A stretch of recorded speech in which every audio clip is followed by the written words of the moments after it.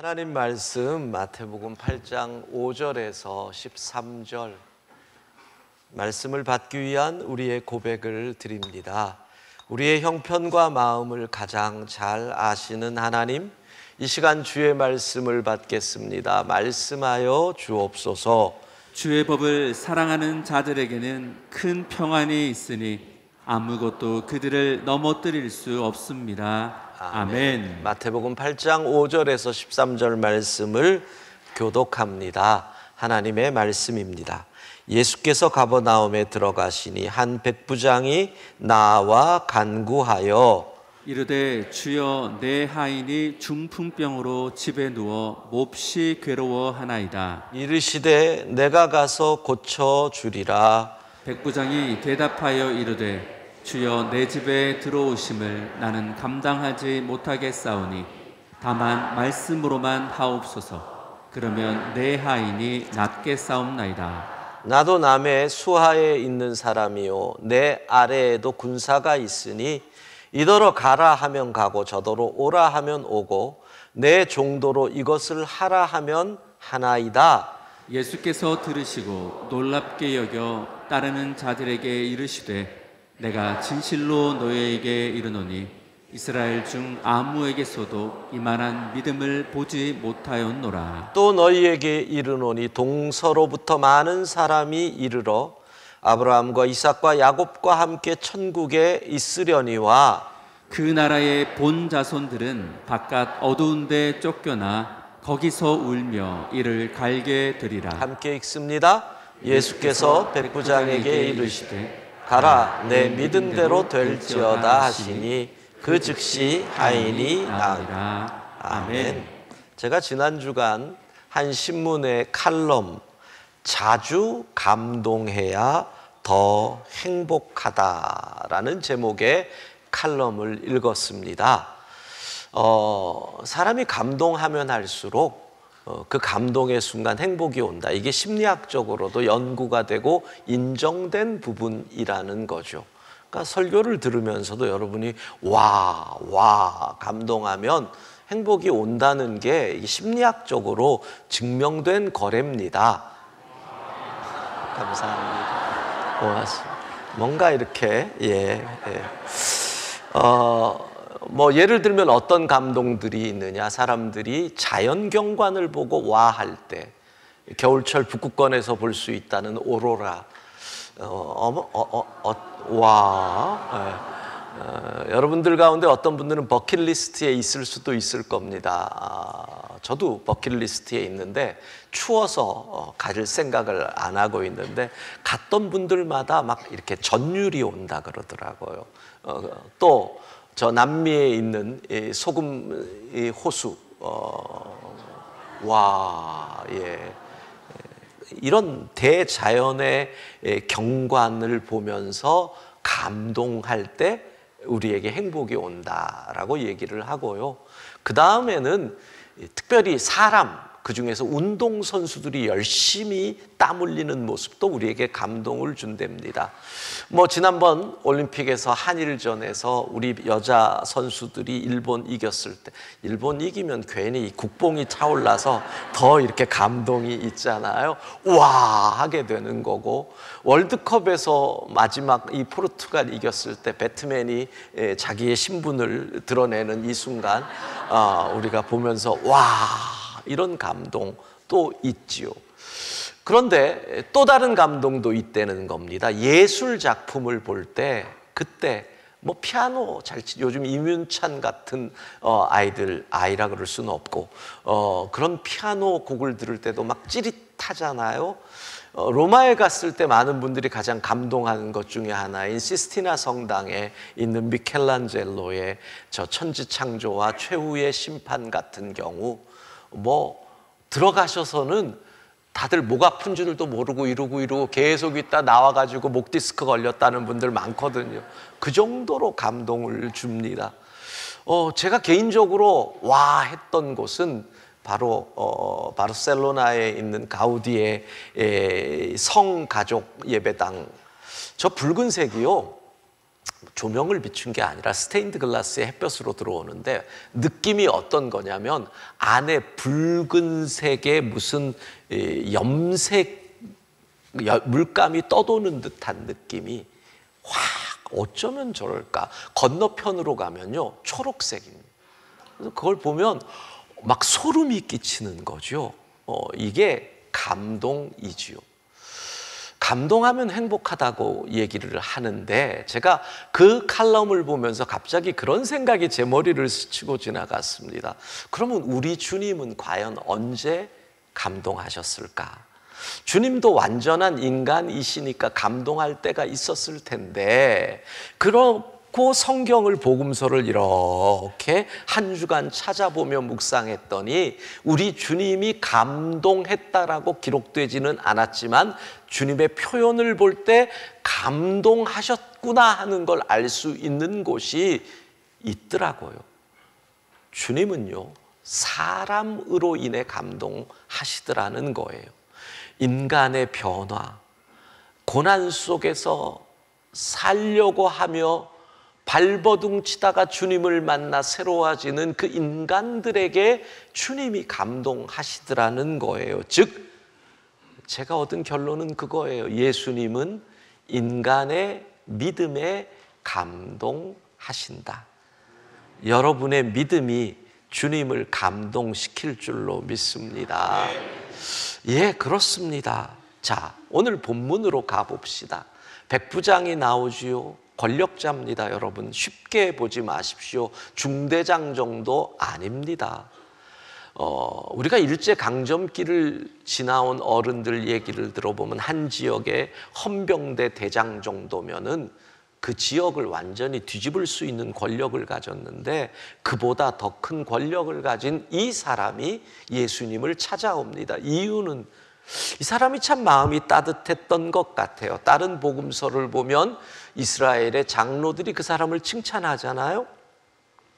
하인이 아픈데 고쳐주십시오. 정말 생명으로도 여기지도 않던 노예의 아픔으로 주님을 찾아오니 주님께서 그분을 보고 얼마나 마음이 따뜻해지셨겠어요? 그래, 너희 집으로 가자. 내가 고쳐줄게. 그랬더니 이 사람이 얘기합니다. 8절 같이 읽습니다.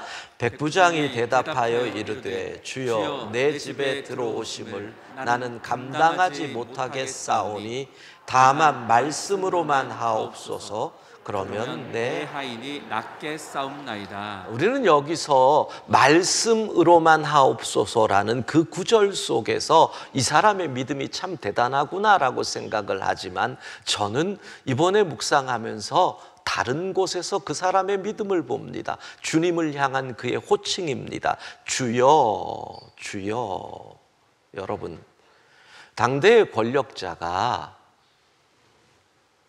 천한 목수의 아들에게 주여라고 합니다.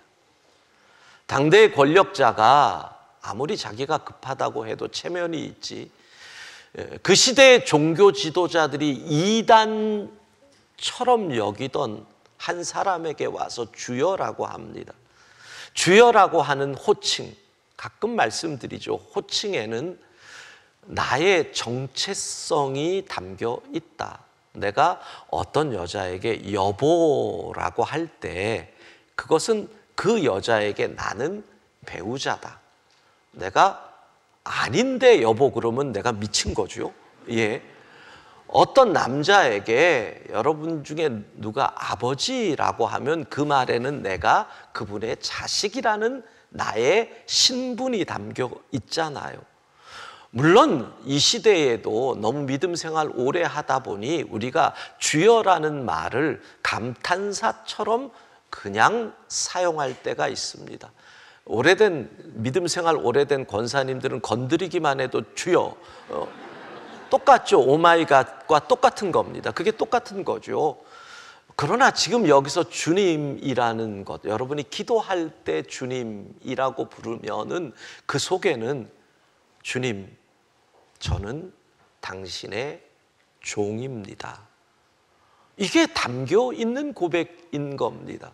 그런데 백부장이 지금 주님이라고 얘기를 하는 거죠. 예수님을 향한 그의 태도, 그의 자세, 주님이 놀라시죠. 그래서 뭐라 그럽니까? 11절 같이 읽도록 합니다. 예수께서 들으시고 놀랍게 여겨 따르는 자들에게 이르시되 내가 진실로 너희에게 이르노니 이스라엘 중 아무에게서도 이만한 믿음을 보지 못하였노라. 저는 주님의 이 칭찬이 바로 주님의 감동의 표현으로 본 겁니다. 이스라엘 중에서 이방인을 향해서요, 이만한 믿음을 본 적이 없다라고까지 칭찬하실 정도면 얼마나 주님이 크게 감동하신 것일까요? 왜 주님은 이런 감동을 받으셨을까요?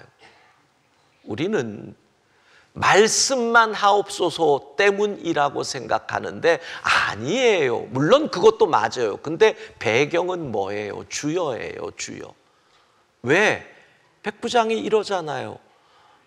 어떻게 주인이 종이 주인에게 오라 가라 할 수 있습니까? 그러니까 말씀만 하옵소서라는 말의 근거는 내가 종이라는 거예요. 즉 말씀으로만 하옵소서라는 그의 믿음의 고백의 배경은 내가 주님을 감히 오라 가라 할 수 없다는 그의 종된 마음가짐에서 나오는 것입니다. 내가 종입니다.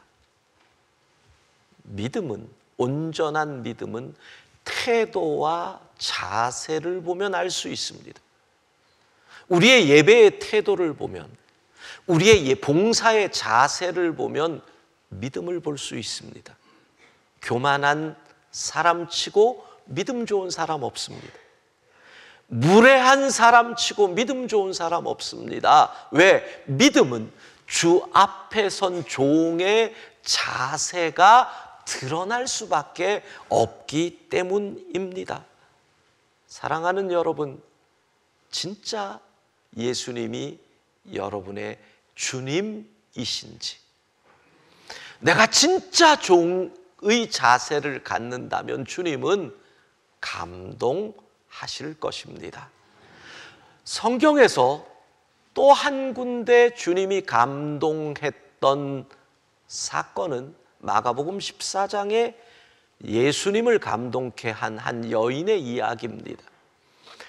나드, 아주 값비싼 향유 옥합을 깨어 주님의 머리에 부어드린 이 여인, 주님은 이 여인의 옥합을 깨고 향유를 부은 행동에 감동을 받으십니다. 왜 감동을 받으셨을까요? 저는 이렇게 해석을 했습니다. 우리가 흔히 쓰는 말 있잖아요. 한 번 쏟아진 물은 담을 수 없다. 그 비싼 향유를 깼습니다. 되담을 수 없습니다. 돌이킬 수 없습니다. 주님을 향한 나의 사랑, 되담을 수 없다라는 얘기는 뭐예요? 주님을 향한 나의 헌신, 돌이킬 수 없다는 얘기는 뭐예요? 이 헌신을 행하고 어떤 대가를 바라지 않는다라는 뜻입니다.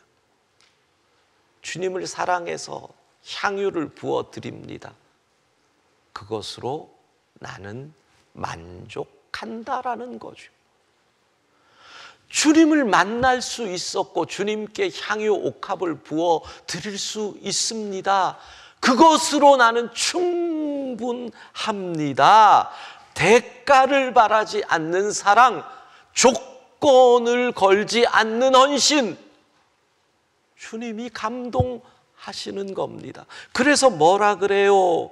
마가복음 14장 9절 말씀, 주님의 칭찬 같이 읽습니다. 내가 진실로 너희에게 이르노니 온 천하에 어디서든지 복음이 전파되는 곳에는 이 여자가 행한 일도 말하여 그를 기억하라 하시니라. 아멘. 믿음이 좋다는 것은 주님을 얼마나 어떻게 사랑했는지를 보면 안다는 거예요. 주님이 감동하시니까 뭐라 그래요? 온 천하의 복음이 전파되는 곳마다 이 여인의 이야기가 같이 전해지리라. 조건 없는 사랑인 겁니다. 대가를 바라지 않는 헌신인 겁니다. 그러면 우리 생각해 봐야죠. 여러분, 우리 가운데 믿음 생활 좀 오래 하신 분들, 어느 날 갑자기 생각 못한 고난이 다가올 때, 자녀에게 문제가 생기고 경제가 어려워지고 건강에 어려움이 올 때 이렇게 나가는 분들 많습니다. 내가 11조 생활도 철저히 했고, 내가 봉사도 열심히 했고, 셀리더도 열심히 했고, 그런데 하나님 왜 이런 일이 내게 일어나야 합니까? 여러분의 수고와 봉사는 바로 보험이었나요? 그런 갑작스러운 어려움이 일어나지 않기를 바라는, 대가를 바라는 보험으로 그렇게 헌금을 하고 그렇게 봉사를 하신 건가요? 이 여인 전혀 상관없었습니다. 주님께 향유를 부어 드릴 수 있는 그 자체가 그에게는 감사였던 겁니다. 대가 바라지 않았습니다. 내가 주님께 드릴 수 있는, 드리고 또 드려도 더 드리고 싶은 넘치는 사랑. 이 시대는 사랑도 되돌려 받을 수 있다고 생각하는 시대지요. 가끔 뉴스 보면 사랑해가지고 선물을 합니다. 명품백도 하고 막 하는데 헤어질 때 돌려달라. 뭐 그래서 뉴스에 나오잖아요. 돌려달라. 아닙니다. 깨트렸습니다. 되돌려받지 않습니다. 그래도 상관없습니다. 왜? 주님께 드릴 수 있음. 주님이 목적이거든요. 그것이 바로 이 여인의 사랑이었습니다. 주님이 감동하였던 겁니다. 향유를 부어 드릴 수 있음으로 만족하는 겁니다. 주님을 만나 하인을 고쳐달라고 간구할 수 있음으로 감사했던 겁니다. 더 바랄 게 없습니다. 사랑하는 여러분, 내가 찬양대원으로 주님 이름을 높이는 찬양을 할 수 있음으로 더 이상 바랄 게 없는 겁니다. 찬양대가 이럴 때 주님의 이름을 높이는 찬양을 부를 수 있음으로 만족하는 겁니다. 교회 학교 교사들 아이들을 가르칠 수 있음으로 만족하는, 그건 그 이상 바라는 게 없습니다. 내가 주님의 십자가의 사랑에 감동해서 주님을 따르기로 했으니 이제는 내가 주님을 사랑하겠다.